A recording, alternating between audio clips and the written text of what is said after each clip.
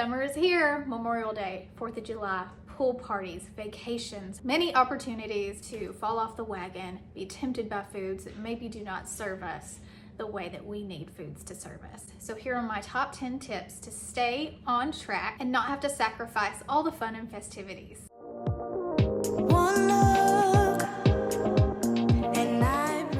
My first tip is to be prepared. What I mean by that is when you know you're going to go to a party, or you're going on vacation, or you're meeting some friends at a restaurant, know what you're walking into. Will there be food that serves your needs? Will there be food that doesn't? Will there be food that's tempting? Will there be food that is a trigger? What are you walking into exactly? Just ask whoever is hosting the party or event, hey, what kind of foods are we gonna have? Can I bring something? What can I do to help you? The things that you would normally ask people anyways when you're attending an event or a party. More than likely, they're gonna give you the full menu. More than likely, there is something that you will be able to eat there. Burgers, hot dogs, steaks, chicken, barbecue, those type of things are almost always on the menu at all summer events. Bring a dish. Most hosts are never going to turn away someone adding something to the menu. Something I like to bring is my broccoli salad, my chicken tenders, which are made with pork panko and Parmesan cheese. Super tasty. No one can tell the difference. Bring your own sauces as well. Maybe bring a sugar-free ketchup or a sugar-free steak sauce. Number 2 is pregame. And this means something completely different than it did when I was in my 20s. But before we get into number 2, a shout out to today's sponsor, Element Electrolytes. Element has a new flavor. Well, it's not really new. I'm pretty sure they've come out with it before, but it has been brought back for summer, and it is grapefruit salt. Grapefruit salt is so good. Clean ingredients, no sugar, sweetened with stevia, high salt content, which is very important for me, potassium and magnesium. During the summer months, electrolytes are important. If you're out playing, which I hope that you are, participating in summer events like maybe you go skiing, wakeboarding, or just playing outside with your kids, you need to stay hydrated. This is my electrolyte of choice. I truly love all the flavors. If you want to give Element a try, they have many flavors. So if you're not into grapefruit, don't worry. They also have watermelon, raspberry, citrus blend, which is like a lemon lime, orange, which is my favorite. And right now, Element is offering a free sample pack of 8 different flavors. If you go to the link on the screen or in the description, just click on that, head over, and with any purchase, they will send you this packet. And you can try all the flavors and figure out which one you like best. These will be in my handbag, my travel luggage, pretty much everywhere I go all summer long. I'm also gonna give you another way to use these here in just a little bit, so stick around. Thanks again to Element for sponsoring today's video. Right, so pregame. This kind of pairs with be prepared.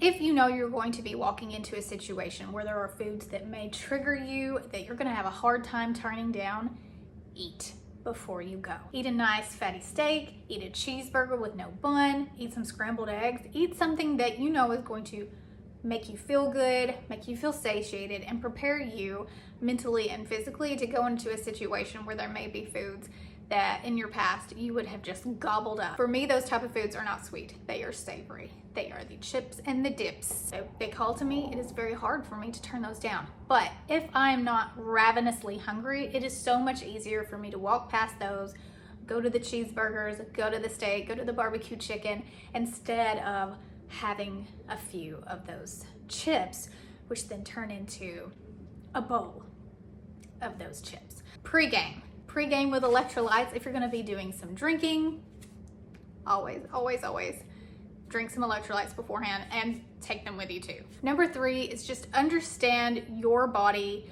and your situation and how you are able to cope with these situations. Are you a moderator? Can you eat a few things and be okay? Or are you an abstainer and do you just need to never ever go off plan if it is at all possible and you could help it? Also, some foods maybe in small doses won't affect you. For instance, maybe you are mostly meat-based. Maybe you eat KetoVore, but there is a salad and it's a nice salad. It's got a lot of juicy red tomatoes, some avocado. It's a nice looking salad. Maybe you can have some salad and that's not gonna throw your entire week off.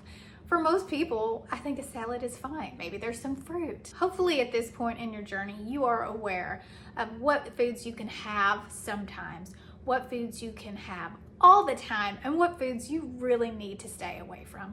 And the more you do this way of eating, and if you've done the 90-day elimination challenge that I run in the group, which is carnivore based, the more you're aware of these foods, how they affect you, and the level of severity that they affect you. There's temptation on every corner, especially on vacation. Ice cream shops everywhere. Are you someone who can eat a few bites of ice cream? Or are you someone that ice cream is going to be a slippery slope? Or is ice cream going to trigger an autoimmune response, like for me? The ice cream out and about at these beautiful ice cream shops, I can't do it. It sends me down a bad path, both with my mental health and my physical health. Ice cream's not a treat I can have every now and then, unfortunately. But that again comes down to you and your personal health issues and your health goals. It's just knowing yourself and your body and its reactions is so helpful, especially in the times where temptation is around. Tip number 4, if you fall off, just get back on. There's not a special process that you have to go through if you had a slip up, if you made a mistake, if you ate something or you ate more than you should have of one particular trigger food. You don't have to do anything special. There's no ceremony you have to perform. You don't have to burn sage. Just get right back on, and you don't even have to wait to the next day, okay? Sister, you just get right back on. That very next meal, that very next food, forgive yourself, move on. You can't go back in time, punishing yourself. The guilt trip and the stress of all that, it's not helping you. Let it go. What I would like you to do is ask yourself, why did I eat that food? Was it situational? Was it a choice? Did I consciously say, I'm gonna eat some of this and I understand it's gonna affect me, but you know what, today I'm gonna have that treat? Was it stress? Was it peer pressure?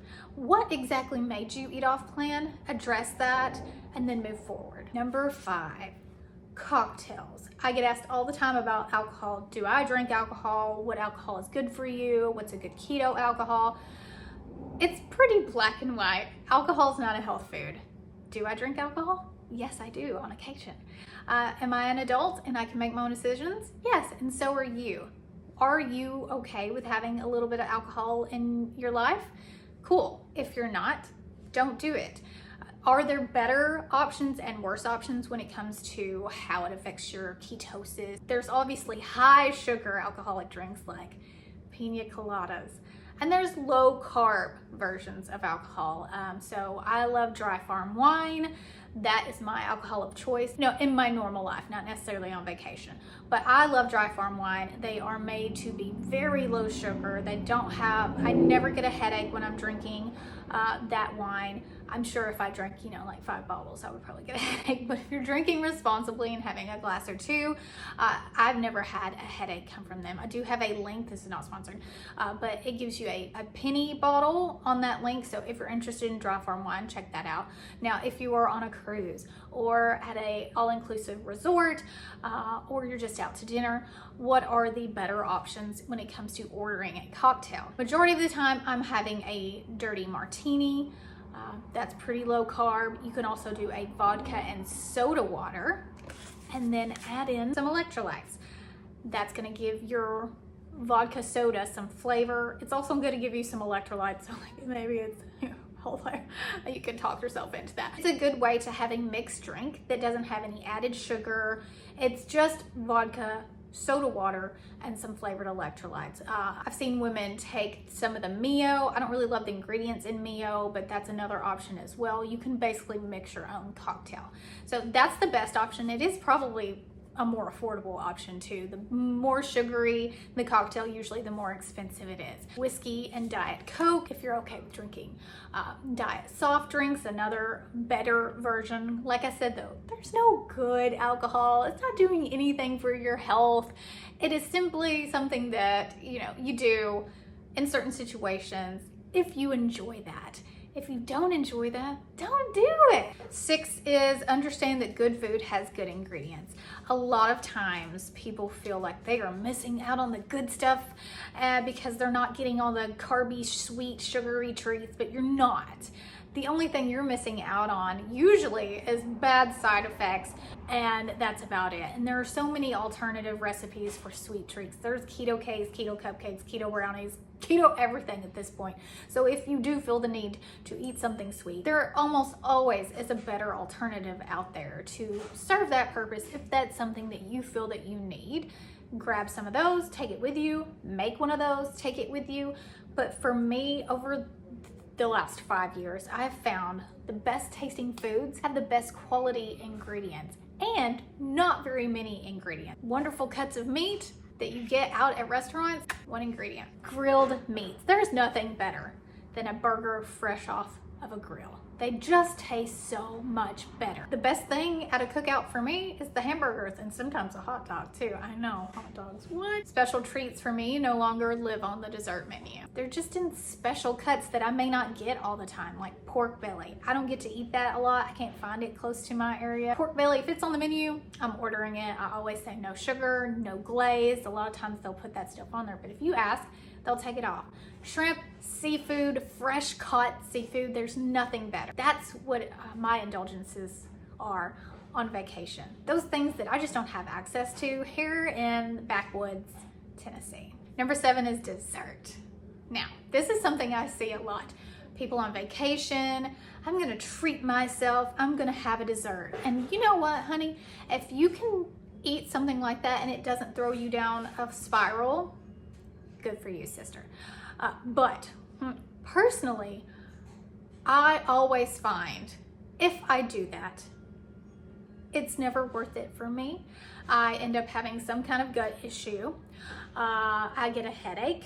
I feel awful, and I end up not being able to enjoy the rest of my day doing the activities that we have planned because I chose to eat something that honestly almost never tastes as good as I want it to taste. So in lieu of dessert, these days, I order an extra appetizer after I eat my main course. So I usually order 2 appetizers, a main dish, which is usually seafood, steak, or chicken, depending on where I'm at and what I'm in the mood for. And then I will order another appetizer. Usually that's a half dozen oysters, maybe some shrimp scampi cooked in real butter, beef carpaccio. I never feel deprived. I always feel even better. It tastes just as good as I wanted to. Beef tartare also.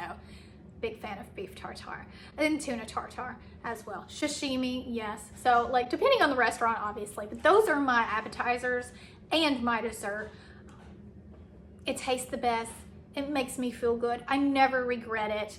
And it's just another way for me to have a treat without it actually causing me to have a problem for the next 24 to 48 hours. Number 8 is, what about fruit? I think if you're gonna indulge in something sweet, fruit is by far and away the best option. At least it is a real food. There is no sugar on top of it or bad extra ingredients. It is simply fruit. That's usually my indulgence. I'm gonna have maybe a mango or some coconut water out of a fresh coconut, those sort of things. Those are the treats that I like to indulge in, and especially if I'm in an area where that fruit grows indigenously. Which brings me to number 9. If you are on vacation, or even just at a restaurant that's new, explore the menu for things that fit your lifestyle. Maybe you've never tried before. Maybe you've never tried oysters before and you're going somewhere where there's fresh shucked oysters. Try some. Maybe you like them, maybe you don't, but at least you've had an experience with food, which a lot of people feel like I'm missing out on the experience by not eating fill in the blank food. Most areas that I have traveled have something that is of that particular culture or area.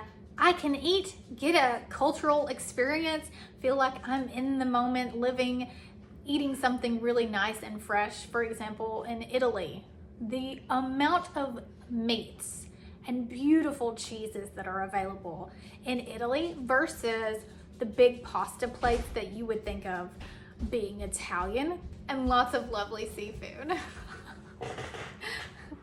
Hey, come here. Like it's been out in the sun. You smell like sunshine. Tip number 10 is, what is the experience that you're after?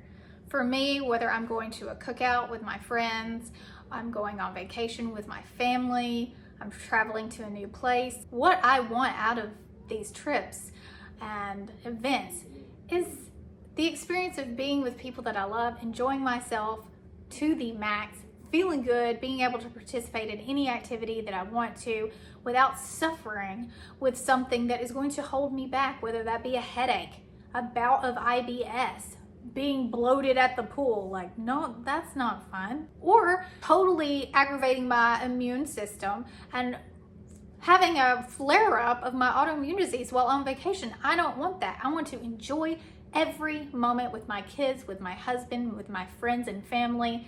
That is what I'm after all summer long. And I don't feel restricted because I can't have the ice cream or the rainbow pops or the Dippin' Dots or whatever, fill in the blank. Those foods don't even taste that good. I can still have fun, eat cheeseburgers, hamburgers, steak, barbecue, and not sacrifice anything. Keep a good perspective on where you're going, what you want to get out of that trip, especially if you are spending the money to go somewhere across the ocean, but really anywhere. You don't want to spend that money and invest that time and not feel your absolute best. Thanks so much for watching. I hope that this helped. If you got any value from this video at all, make sure to smash the thumb on the way out and hit the subscribe button if you haven't already. I'll see you in the next one. Love you, mean it. Bye.